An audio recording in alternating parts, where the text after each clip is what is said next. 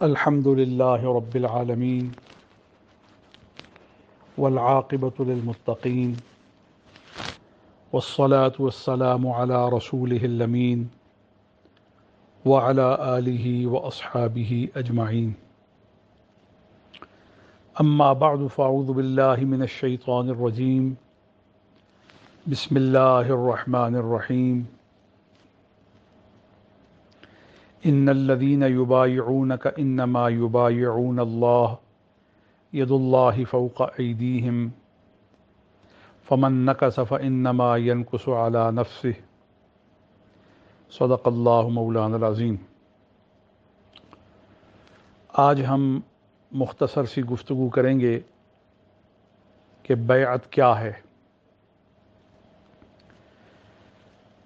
دور نورانی، دور برکت، دور نور،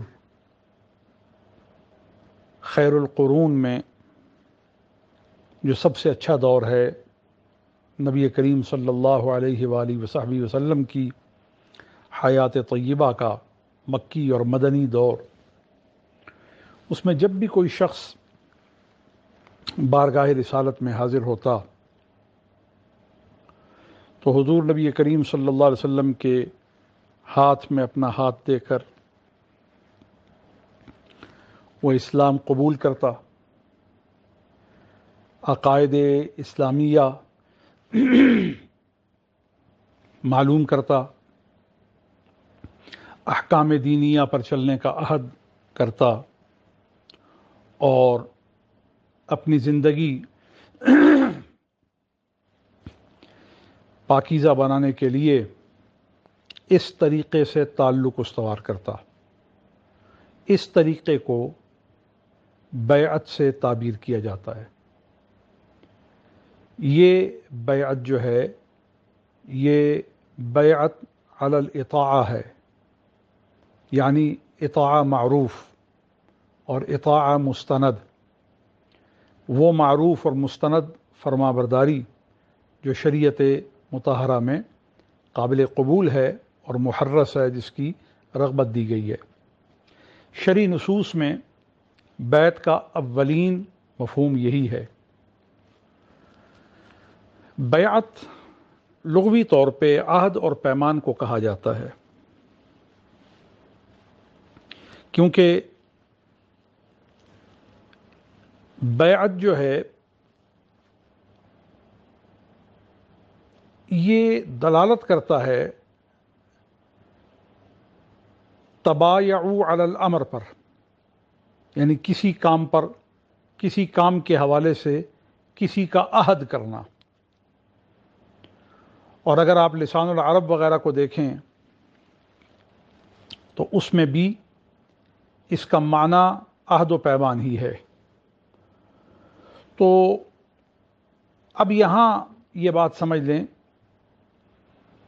کہ اللہ کی اطاعت اور نبی کریم صلی اللہ علیہ وسلم کی تابعداری کے لیے نفس کے اندر جو اخلاص پیدا کرنے کا ارادہ ہے، اس ارادے کو جس عہد سے، جس پیمان سے باندھنا ہے، وہ عمل بیعت کہلاتا ہے.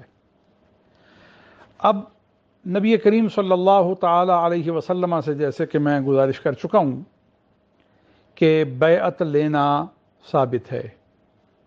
جیسا کہ آپ نے بیعت جہاد لی، بیعت توبہ لی، اور نبی کریم صلی اللہ علیہ وآلہ وصحبہ وسلم کے اس کائنات سے پردہ فرمانے پر خلفائے راشدین نے بیعت لی. تو یہ تمام دور خیر القرون سے اور اس سے جڑے ہوئے دور سے یہ ثابت ہے، اور اس کا کوئی شخص انکار نہیں کر سکتا. اب اس بیعت کا مقصد بھی کسی حد تک میری اس گفتگو میں آ چکا ہے. بیعت کا مقصد کیا ہے؟ بیعت کا مقصد یہ ہے کہ ہم نے کتاب اللہ کو سننا ہے، ہم نے سنت رسول اللہ کو سننا ہے، ہم نے اللہ کی اطاعت کرنی ہے، ہم نے اس کے رسول صلی اللہ علیہ وآلہ وسلم کی اطاعت کرنی ہے. ان مقاصد کے حصول کے لیے بیعت کی جاتی ہے. اور یہ مقاصد اس وقت تک جو ہیں وہ حاصل نہیں کیے جا سکتے جب تک نفس امارہ کی اصلاح نہ ہو جائے۔ لہٰذا نفس امارہ کی اصلاح کے لیے بیعت کا طریقہ مروج ہے۔ اگر آپ اسلامی دلائل کی ذخیرے کی دنیا میں نظر کریں تو آپ کو بہت سے ایسے ادلہ ملیں گے جن سے یہ معاملہ مشروع محقق ہے۔ مثال کے طور پر ارشاد خداوندی ہے ان الذین یبایعونک انما یبایعون اللہ ید اللہ فوق ایدیہم۔ اس آیہ کریمہ سے بھی حضور علیہ الصلوۃ والسلام کے دست انور پر صحابہ کرام کے بیعت ہونے کا ثبوت ملتا ہے، تو مطلقاً عمل بیعت کا اس سے ثبوت ہے۔ پھر اس کے بعد ایک اور مقام پر قرآن کریم میں ہے لقد رضی اللہ عن المؤمنین اذ یبایعونک تحت الشجرہ۔ اللہ ان مومنوں سے راضی ہو گیا، اللہ ان مومنوں سے خوش ہو گیا جب وہ آپ سے درخت کے نیچے بیعت کر رہے تھے۔ تو اس سے بھی بیعت کی مشروعیت اور منسوس ہونا ثابت ہوا۔ پھر اسی طرح عورتوں کے بیعت ہونے کے حوالے سے بھی قرآن کریم میں اللہ تعالیٰ خالق و مالک کائنات سورہ ممتحنہ میں ارشاد فرماتا ہے یا ایھا النبی اذا جاءک المؤمنات یبایعنک علی الا یشرکن باللہ شیئا ولا یسرقن ولا یزنین ولا یقتلن اولادہن ولا یأتین ببہتان۔ یہ پوری آیت جو ہے اس میں بیعت کا پورا نصاب بیان کر دیا ہے کہ بیعت کا مقصد کیا ہے۔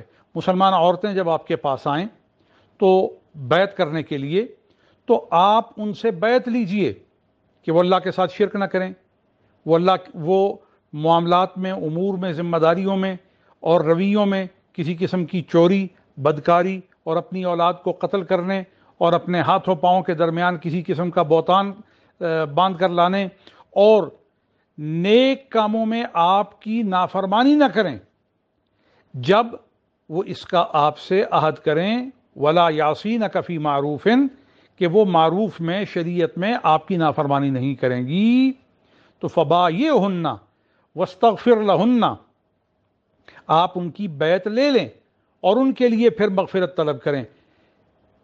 ان اللہ غفور الرحیم، بے شک اللہ بخشنے والا ہے اور مہربان ہے۔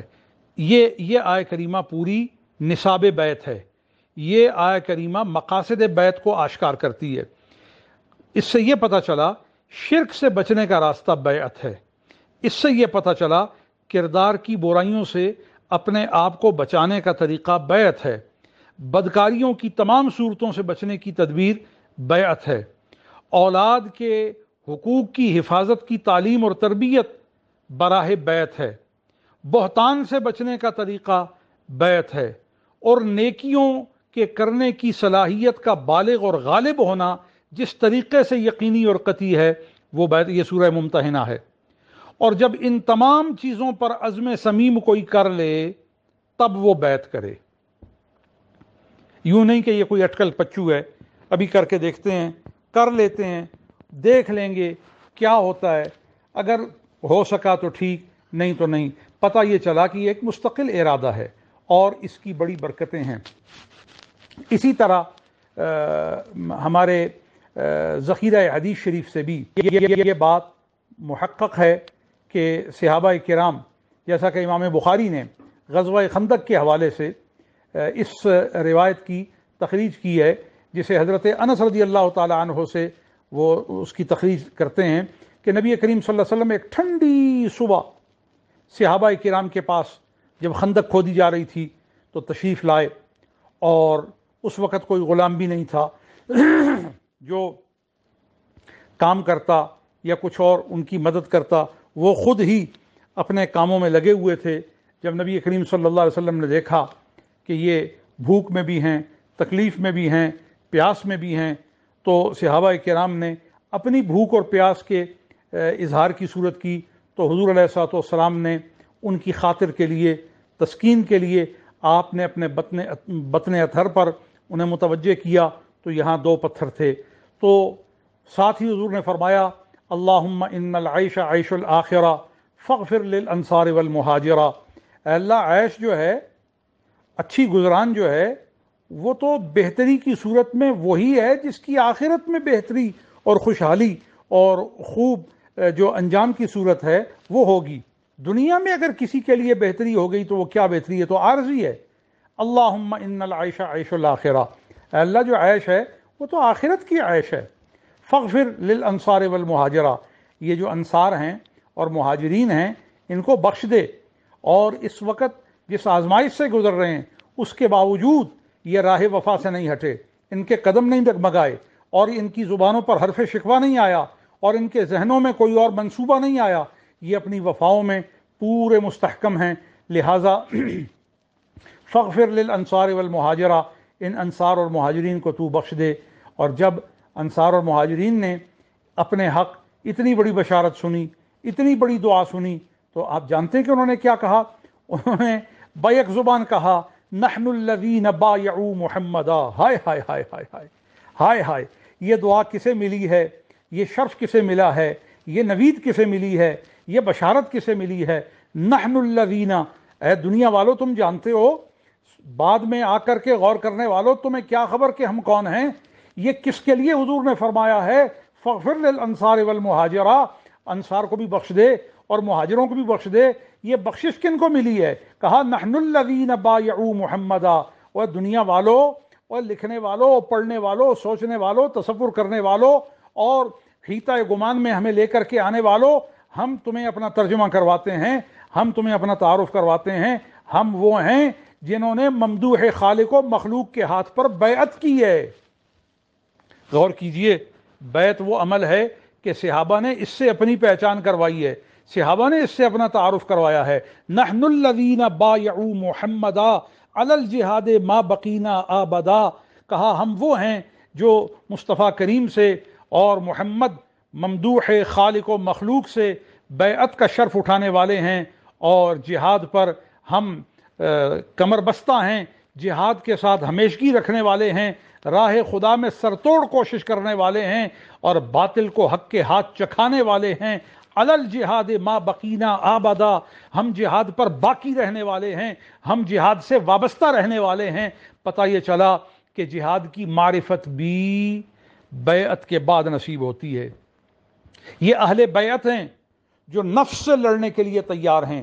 یہ اہل بیعت ہیں جو طاغی سے، باغی سے، خارجی سے، بدعمل سے، بدکار سے، بد نظر سے، بدگو سے، بد معاشرہ سے، بدطینت سے، بدخو سے لڑ کر کے اس کے اندر خوبی پیدا کرتے ہیں، یا برائی کا خاتمہ کر کے وہاں پہ اچھائی کا منظر اور ماحول بپا کرتے ہیں. اور یہ تمام ضمانتیں جس عمل کے اندر پائی جاتی ہیں اسے بیعت شریعت کہتے ہیں.